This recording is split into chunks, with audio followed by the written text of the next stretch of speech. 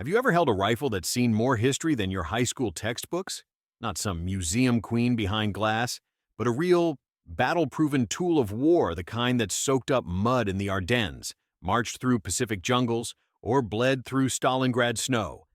These rifles aren't just collectible, they're survivors.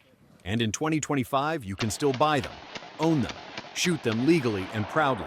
Every scratch on the stock tells a story. Every oily bolt cycle brings you one step closer to a soldier who was there. And while the world's moved on to polymers and optics, these old beasts are still kicking, and some kick hard. So if you're into wood, steel, and a whole lot of soul, this one's for you. We're counting down 10 World War II rifles that haven't just survived history, they've earned their place in your safe. Let's get started.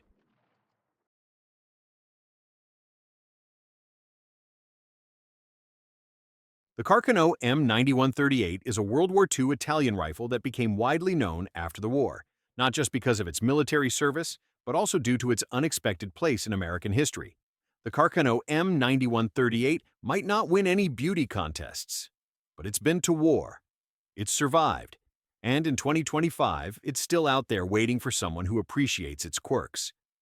Designed and used by the Italian military during World War II, the M9138 is a shortened version of the older Carano M91.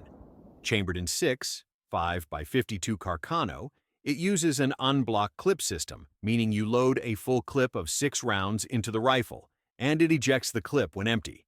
It's simple, even if it feels a bit clunky compared to other bolt actions of the era. Now, what really put this rifle in the spotlight was the assassination of President John F. Kennedy. Lee Harvey Oswald used one, and ever since, it's been typecast as that rifle. But the truth is, the Carano saw heavy use across multiple fronts in World War II. It served in North Africa, on the Eastern Front, and with German troops after Italy's surrender. Today, these rifles are surprisingly affordable. You can still find them on sites like Gunbroker for around $200 to $400, depending on condition. Some shoot straight, others need a little TLC, but they're absolutely functional and legal to own. The M9138 isn't a tack driver, but it's a piece of living history rough around the edges, stubborn as hell, and still standing after all these years.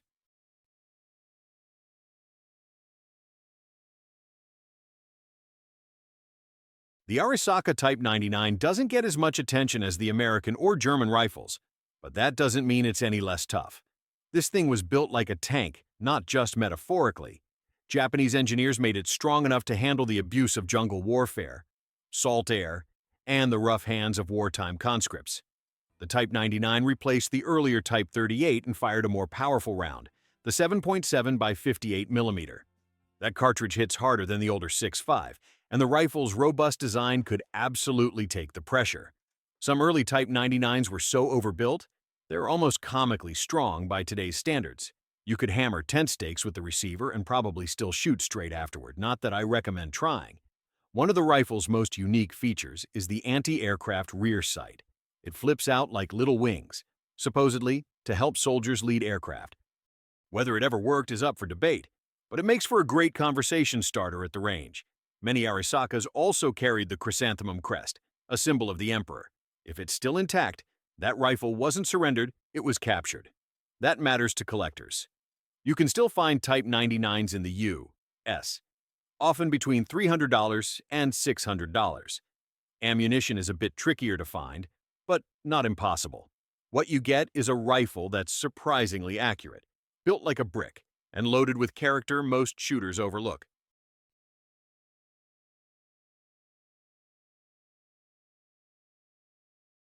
The Gewehr 43 came late to the party, and that's part of what makes it so interesting.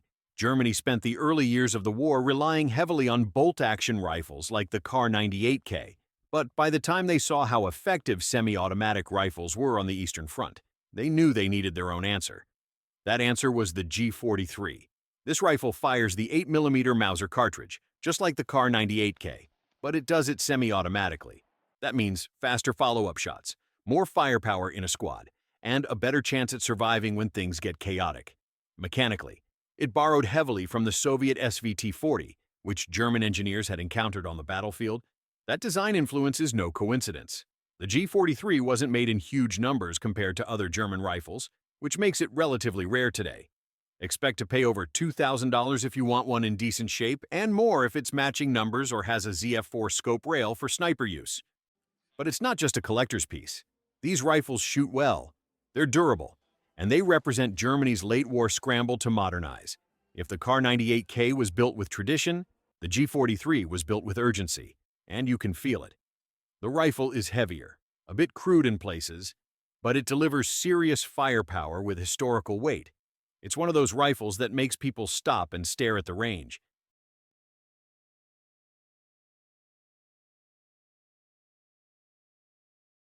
If you've ever wondered how a bolt-action rifle could keep up with a semi-auto in terms of rate of fire, the Lee Enfield is your answer. This British workhorse proved that good engineering, smart design, and a little practice could put lead downrange faster than most people thought possible. The No. 4 MKI was the standard issue rifle for British and Commonwealth forces during World War II. Chambered in .303 British, it holds 10 rounds in its detachable magazine, double what most bolt actions carried at the time. The bolt throw is short, smooth, and incredibly fast. British troops were trained to fire 15 aimed shots in under a minute, and that wasn't just theory. They called it the Mad Minute, and Lee Enfield made it possible. The rifle is tough, reliable, and easy to shoot. It was used everywhere from Normandy to North Africa, and even today, it holds up as a solid shooter. The peep sights are crisp, the recoil is manageable, and the action feels like it's riding on rails when it's well oiled. In 2025, you can still find No. 4 Enfields in good condition, often between $500 and $800. Ammunition is still available, and spare parts aren't hard to find thanks to its long service life. It's not just a great World War II rifle, it's one of the finest bolt actions ever built. Simple, fast, and built to win a war, not just sit pretty in a cabinet.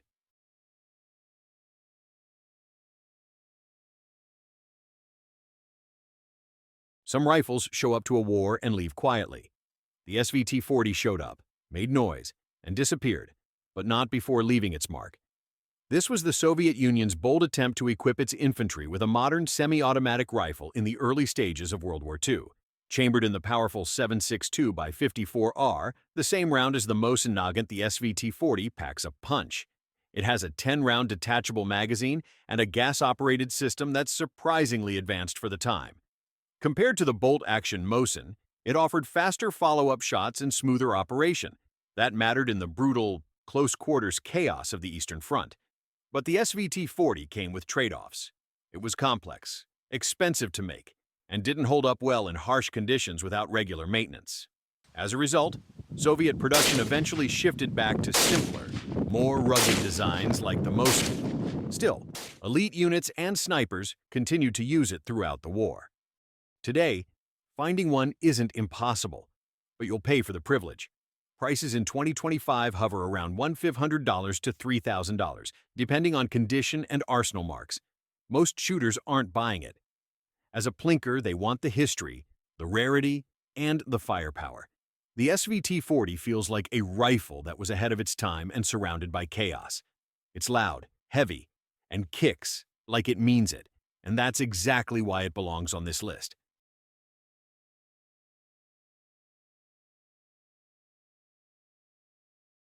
Ask 5 gun guys what their first surplus rifle was, and 3 of them will say, a Mosin. There's a reason for that. For years, the M9130 was the undisputed king of the Milsurp bargain bin. Cheap, tough, and everywhere. The Mosin-Nagant was the standard-issue rifle of the Soviet Union during World War II. Millions were produced, and that's not hyperbole. We're talking over 17 million M9130s alone, not counting earlier versions or carbines. It fires the 7.62 by 54R round, a hard-hitting cartridge with a similar profile to the 30.06. Recoil is solid, the sound is thunderous, and the experience is unforgettable. The action is long, sticky if uncleaned, and charmingly crude. The iron sights are rugged but take some getting used to. Still, it works reliably, stubbornly, and without apology. This rifle wasn't built for elegance. It was built to be thrown into battle and dragged out again. What makes the Mosin so compelling is how accessible it remains. Even in 2025, you can pick one up for under $500 in suitable condition. And if you find a PU sniper variant with the scope, that's a serious collector's piece. The M9130 is not refined, and that's the point. It's Soviet steel with a battlefield soul. And whether you're buying your first World War II rifle or your 15th, there's something satisfying about slamming that bolt forward and sending 7.62 downrange the way it was meant to be.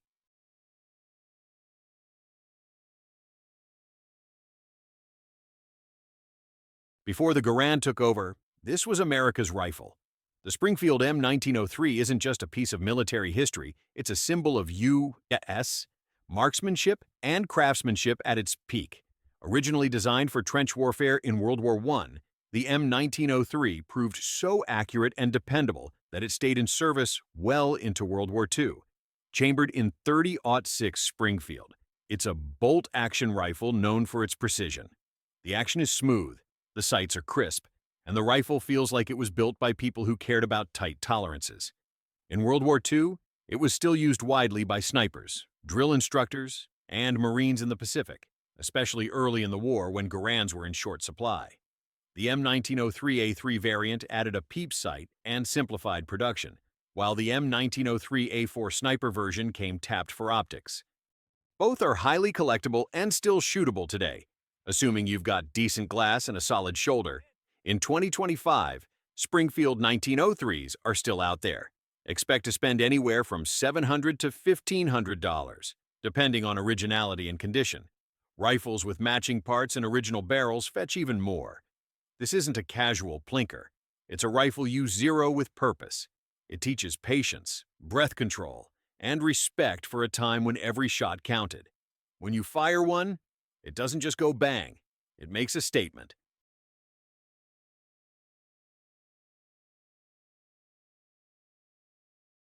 Some rifles are big, loud, and full of recoil. The M1 Carbine? This one's nimble. It was built to be carried, not dragged. And if the M1 Garand was the warhorse, the Carbine was the fast scout that got things done. Weighing under 6 pounds and firing the .30 Carbine cartridge, this rifle wasn't designed for frontline infantry. It was issued to paratroopers, radio operators, vehicle crews, anyone who needed a compact, easy-to-handle weapon that could still deliver accurate fire in close quarters. And it did just that. Don't confuse it with a pistol-caliber carbine. The .30 Carbine round is fast, flat shooting, and more than capable of punching through light cover. The rifle holds 15 rounds in a box magazine and fires as quickly as you can pull the trigger. Production was massive, with companies like IBM, Winchester, Inland, and Rock-Ola all cranking them out. That means there's a wide variety of markings and models out there today, some prized by collectors, others ready for the range. In 2025, M1 carbines are still widely available, but prices are climbing. A good one will run you between $1,000 and $2,000, depending on originality and manufacturer. This rifle isn't intimidating, and that's exactly why it works so well. It's handy, reliable, and fast. In a world of long, heavy bolt guns, the M1 Carbine is that clever little cousin that shows up, makes the shot, and vanishes before the echo fades.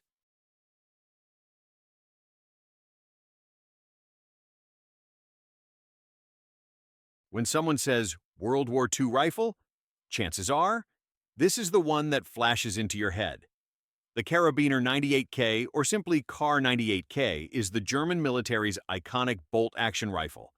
Rugged, accurate, and engineered with that unmistakable German precision. It was the backbone of the Wehrmacht from Poland to Stalingrad. Chambered in 8mm Mauser, the Car 98K delivers serious power, and the action is tight and smooth, sometimes too smooth. You can feel how well fitted everything is, from the bolt to the safety to the sights. It carries 5 rounds in an internal magazine and loads via stripper clips, which was standard for the era. This rifle wasn't just built for performance. It was built for endurance, and you can still find rifles today with matching serial numbers that function like they just left the factory. Prices vary, but expect to spend anywhere from $900 to $1,800, depending on condition, originality, and maker codes. Collectors love them for the history. Shooters love them for the accuracy. Everyone loves them for the feel. Because when you shoulder a Car 98K, you understand why it was feared and respected on every front. It kicks hard, hits hard, and oozes that wartime aura. Whether you're into iron sights at 300 yards or just want the rifle every World War II film reenactor dreams of, this one's a legend for a reason.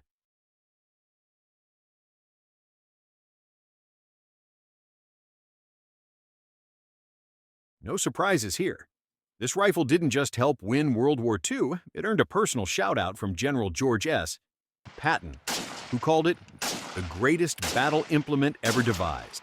That's the M1 Garand, bold, dependable, and distinctly American.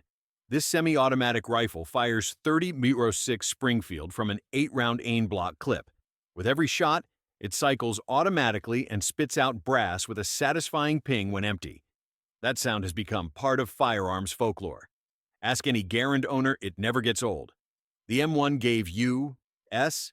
soldiers a major edge. While most Axis troops were working bolts, the Garand allowed for faster follow-up shots, better control under pressure, and superior firepower in squad tactics. It's heavy, yes, but it handles beautifully, especially when you learn its rhythm. Even in 2025, you can legally buy one through the Civilian Marksmanship Program, CMP, or from private sellers. Expect to spend anywhere from $1,000 to $2,500, depending on condition, markings, and historical provenance.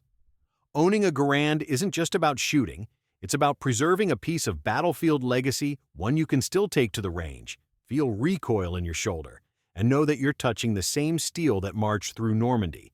It doesn't just fire rounds, it fires history. You've just heard the stories behind 10 rifles that didn't just survive World War II. They walked through hell, came out the other side, and somehow ended up within reach of collectors and shooters like us.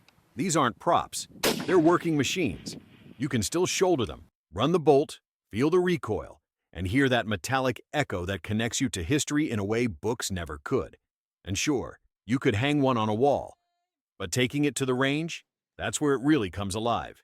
If you've got a favorite World War II rifle, or maybe one on your bucket list, drop it in the comments. I'd love to hear what you're hunting for, what you fired, or what's still missing from your safe.